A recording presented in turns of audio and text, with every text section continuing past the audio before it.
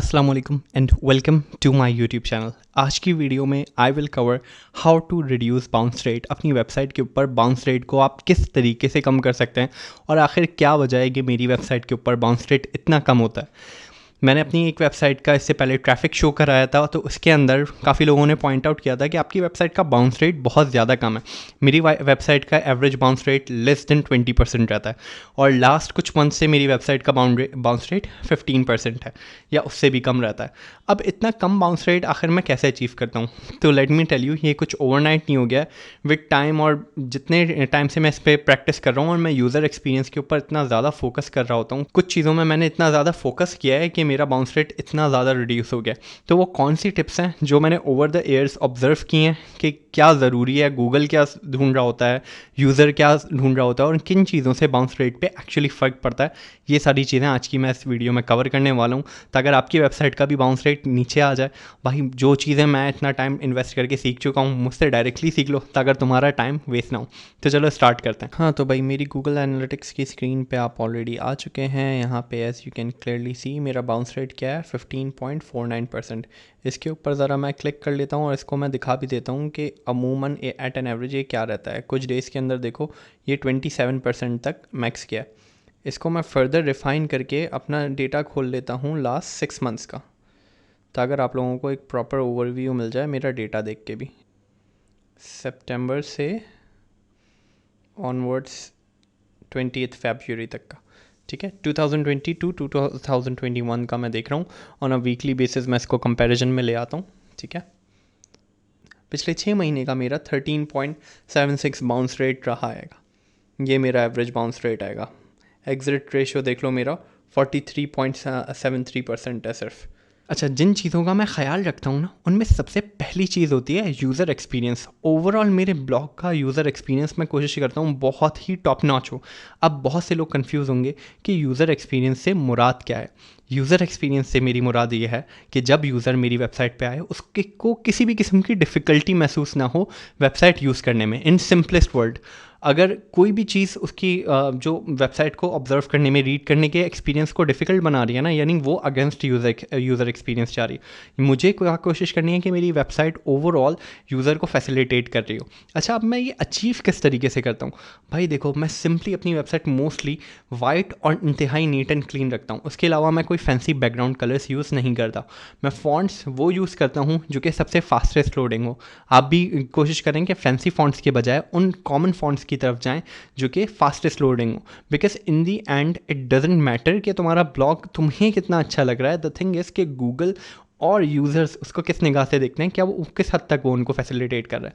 Fastest loading fonts में use करता हूँ। टेक्निकल एस्पेक्ट्स के अंदर वेबसाइट के मैं कोशिश करता हूँ कि वो पैकेट्स, वो फाइल्स, वो जावास्क्रिप्ट की क्वेरीज जो कि सबसे रेलिवेंट हैं पेज लोड करने में, वो सबसे ज़्यादा हों और बाकी को डेफर कर दिया जाए। यानी वेब पेज के ऊपर विद इन अ सेकेंड मेरा फॉन्ट एटलीस्ट लोड हो जाए, मेजर सारे एस्पेक्ट लोड हो जाए। ऐसा ना हो कि एक वीडियो या पिक्चर लोड करने के चक्कर में मेरा यूज़र बस बैठा हुआ है 3-4 सेकंड तक कि वेबसाइट खुल ही नहीं रही है। आप समझ रहे हैं? वेबसाइट स्पीड से भी इम्पैक्ट पड़ता है, फॉन्ट वगैरह क्या यूज़ कर रहे हो उससे भी इम्पैक्ट पड़ता है। तो दैट इज़ समथिंग के जो मैं सबसे पहले ध्यान में लाता हूँ। दूसरा ये है which I think is a major point, और मुझे पता है कि भाई बहुत सारी ऐसी चीज़ें होती हैं कि जो तुम बस सोचते हो कि बस सही है, जाने दो। सेकंड पॉइंट उनमें से एक है कि तुम सोचते हो बस जाने दो, जैसा है वैसा होने दो, लेकिन इससे तुम्हारी ओवरऑल वेबसाइट क्वालिटी और यूज़र एक्सपीरियंस के ऊपर भी इम्पैक्ट आता है। That is I always start with a leading statement. जब भी मैं कोई ब्लॉग लिखता हूँ मैं कोशिश करता हूँ पहले पैराग्राफ की फर्स्ट सेंटेंस से मैं यूज़र का जवाब देना शुरू कर दूँ। क्योंकि देखो, अगर मैं जवाब 400-500 वर्ड्स के बाद देने वाला हूँ ना, हो सकता है यूज़र स्क्रॉल करके वहाँ तक पहुँचे ही ना। और जब मैंने उसको फर्स्ट स्टेटमेंट में ही उसके हुक की बात कर दी ना, कि वो जो जानने आया उसको मैंने फर्स्ट पैराग्राफ के अंदर ही वैल्यू प्रोवाइड कर दी, तो the most probable chances are कि वो नीचे स्क्रॉल करके जाएगा।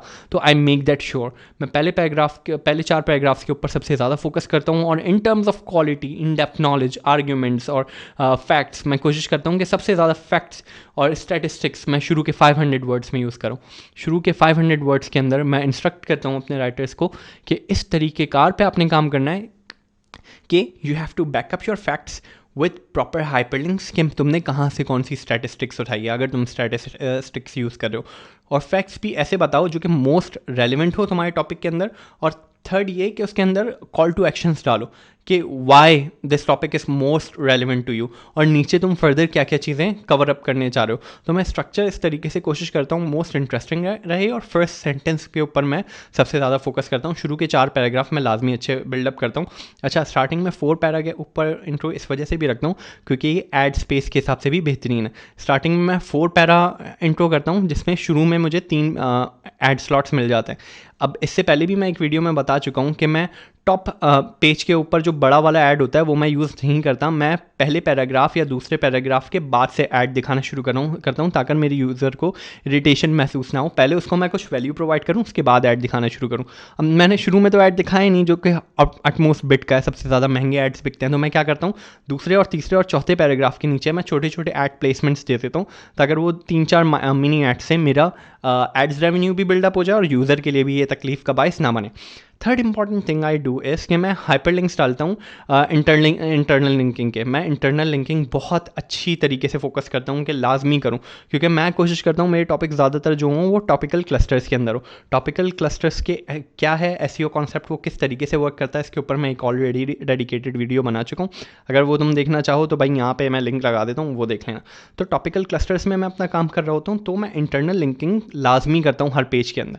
अब क्योंकि मेरी वेबसाइट की ब्रांडिंग बहुत टॉप नॉच होती है, उससे रिलेटेड टॉपिक्स मैंने ऑलरेडी लिखे हुए होते हैं, तो समवॉट रीडर को दिखते ही साथ ये दिखता है कि I am an authority in this niche, क्योंकि मैं उसके अंदर फर्दर अपने पर्सनल एक्सपीरियंसेस भी ऐड कर रहा होता हूँ। मिसाल के तौर पे अगर मैंने एक टॉपिक लिखा है CPC के अंदर कि हाईएस्ट CPC पेइंग क्या फैक्टर्स हैं कि किस तरीके से मिलता है, तो उसमें ना सिर्फ मैं अपना पर्सनल केस स्टडी या पर्सनल एक्सपीरियंस शेयर करता हूँ, बल्कि उससे रिलेटेड टॉपिक्स भी मैं हाइपर लिंक कर देता हूँ कि ये टॉपिक तुम्हें ये वाला कॉन्सेप्ट दे देगा, ये टॉपिक तुम्हें ये वाला कॉन्सेप्ट दे देगा। इससे क्या होता है, जो भी मेरा रीडर होता है, जो भी मेरी ऑडियंस होती है, उसको ये चीज़ रियलाइज़ हो जाती है कि भाई इसको कुछ पता है, इससे थोड़ा सा और सीख लेते हैं।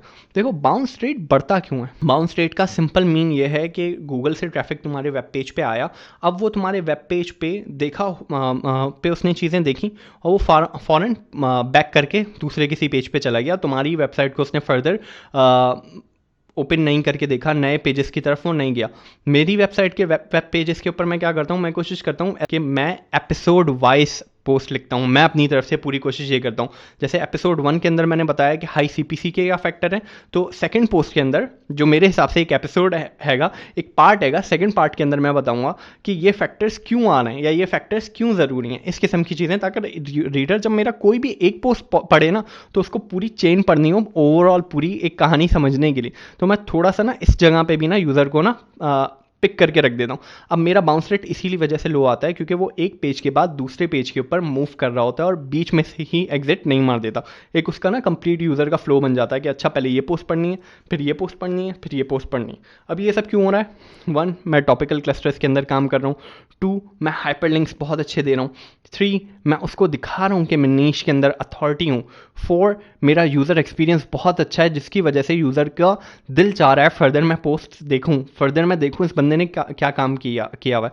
5th, मेरी ब्रांडिंग के ऊपर मैंने बहुत ज़्यादा पैसा खर्चा किया, तो ब्रांडिंग के ऊपर मैंने प्रोफेशनल लोगो उसके अंदर, और मैंने अपने मतलब जैसे मेरी एक पिक्चर को मैंने कार्टूनाइज किया हुआ है, कार्टून में एनिमेट किया हुआ है उसको, तो उस कार्टून के थ्रू बेसिकली मैं कुछ चीज़ों पे ना मैं समझाने के लिए बता देता हूँ। जैसे बंदा खड़ा हुआ है उसके आगे आइडिया सा बना हुआ है, बल्ब सा बना हुआ है, अगर मैं किसी आइडिया और किसी फैक्ट से रिलेटेड बात कर रहा हूँ। इसी तरीके से मैं प्रो टिप कॉर्नर्स डालता हूँ जिसकी वजह से ऐसा लगता है कि भाई अच्छा this is a pro tip coming from the person. तो इस किस्म की जब मैं चीज़ें कर रहा होता हूँ ना, इससे यूज़र जो है मेरा थोड़ा सा लॉयल हो जाती है मेरी ऑडियंस, और इस वजह से वो ज़्यादा देर तक स्टिक करता है। तो दैट्स व्हाट आई डू भाई। ये काफ़ी सारी चीज़ें ऐसी थी जो मेरे जहन में आ रही थी कि भाई क्यों मेरा बाउंस रेट इतना कम है। मैंने सोचा वो मैं अपनी ऑडियंस के साथ शेयर करूँ। अगर तुम इस चैनल के ऊपर नया आए हो तो भाई सब्सक्राइब ज़रूर कर दो, because we release this kind of skillful and technical videos related to blogging, SEO and digital marketing. मैं खुद डिजिटल मार्केटर हूँ, फुल टाइम मैं डिजिटल मार्केटिंग प्रोजेक्ट्स ले रहा होता हूँ, सॉफ्टवेयर हाउस के साथ काम कर रहा होता हूँ, साथ में मेरे अपने ब्लॉग्स रन कर रहे हैं जो कि डिस्प्ले एड्स में हैं। कुछ सक्सेसफुली ब्लॉग्स मैं फ्लिप भी कर चुका हूँ, कुछ ब्लॉग्स मैं परचेज भी कर चुका हूँ। तो जिस बारे में मैं बात कर रहा हूँ उस बारे में मेरा प्रैक्टिकल एक्सपीरियंस है, और जिस हद तक है जहाँ तक है उतनी ही चीज़ मैं बता रहा होता हूँ। मैं कोशिश करता हूँ तुम लोगों के साथ ऑनेस्ट रह के जिस हद तक मैंने सीखा है ना भाई उतना ही शेयर करूँ, ताकि ना तुम लोगों का टाइम वेस्ट हो, ना तुम लोगों की कहीं पर भी उम्मीदें ज़ाया हों। तो that's all. I hope so you've learned something new from this video. अपना बहुत ख्याल रखो. खुदा हाफिज़.